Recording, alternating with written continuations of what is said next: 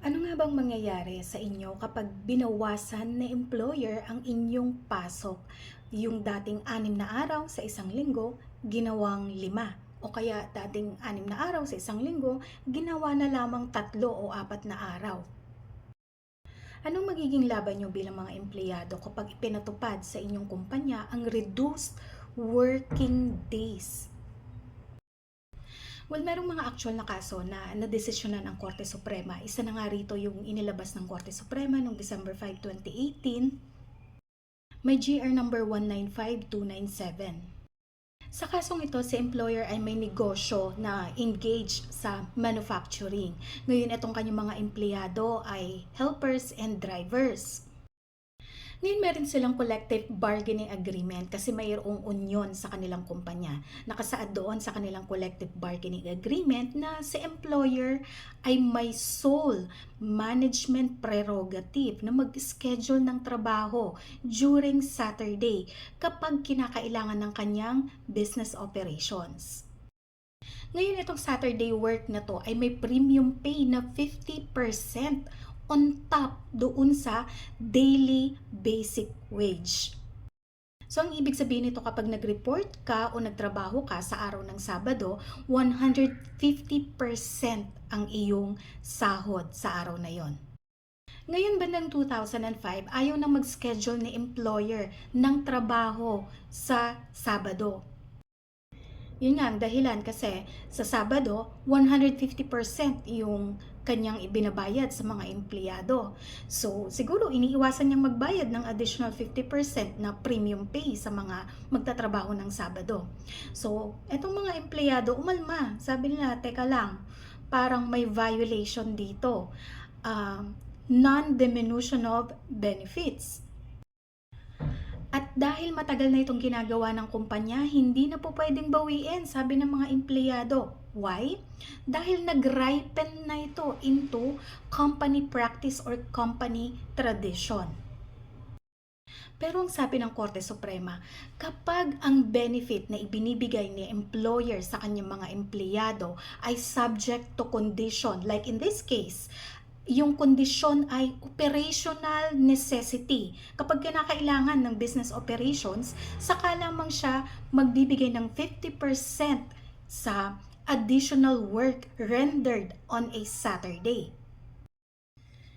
So kung may naka-attach na condition, yung rule na non-diminution of benefits ay hindi applicable.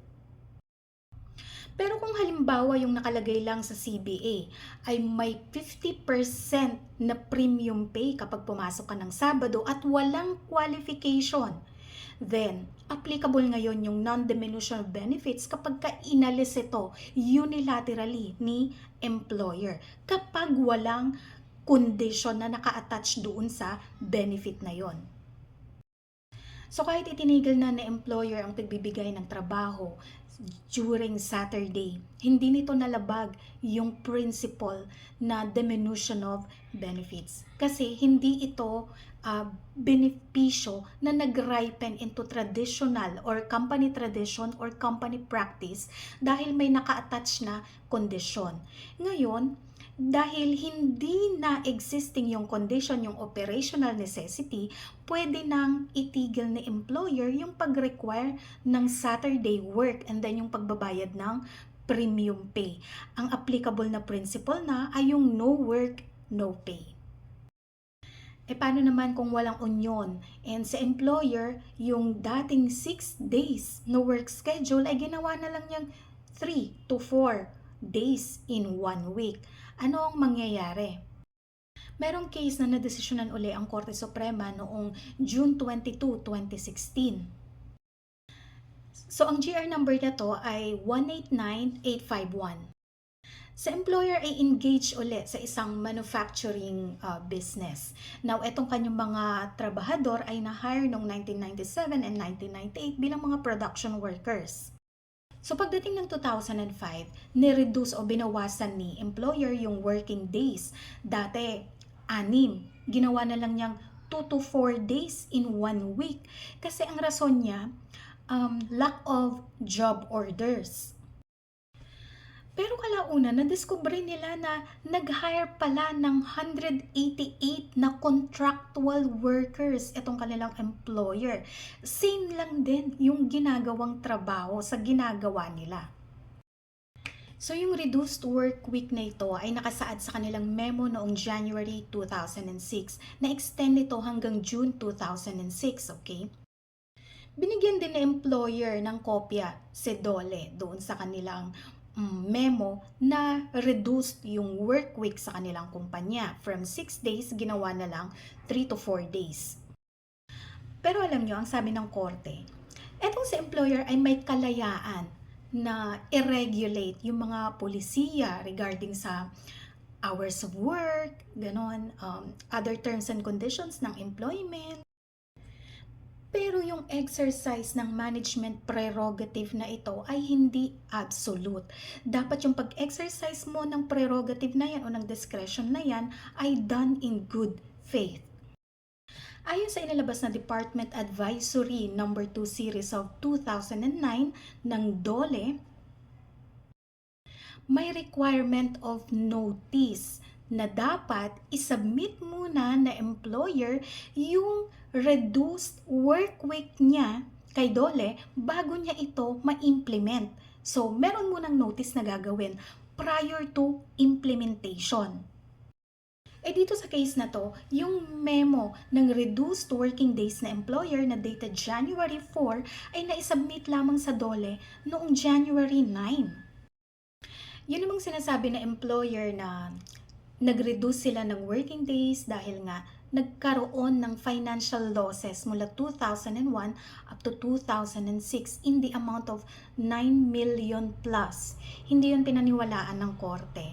Why? Kasi hindi nila naipresenta yung audited financial statement na ginawa ng isang independent auditor.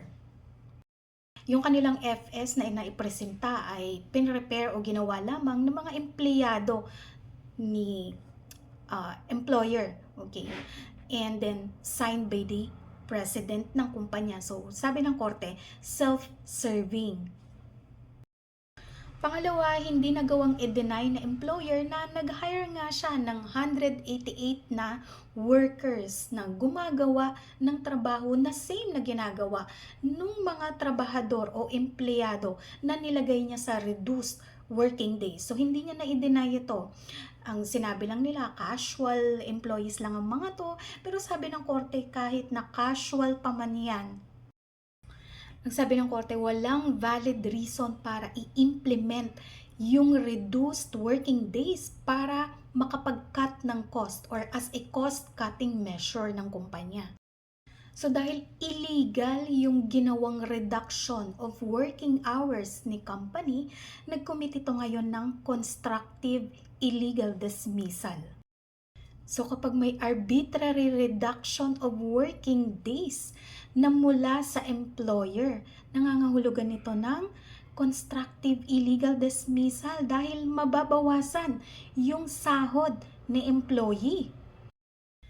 Alam nyo ba sa case na to, pinagbayad ng korte si employer ng around 6 million pesos dahil nga nakakommit siya ng constructive illegal dismissal sa mga empleyado na binawasan niya ng working days na walang valid reason or walang justifiable grounds. So, dun sa dalawang kaso, nakita natin yung pagkakaiba ng kumpanya na yung basihan ng kanilang pagdedemanda or pagkiklaim ng illegal reduction of working days ay nakabase sa CBA at yung isa naman ay walang CBA.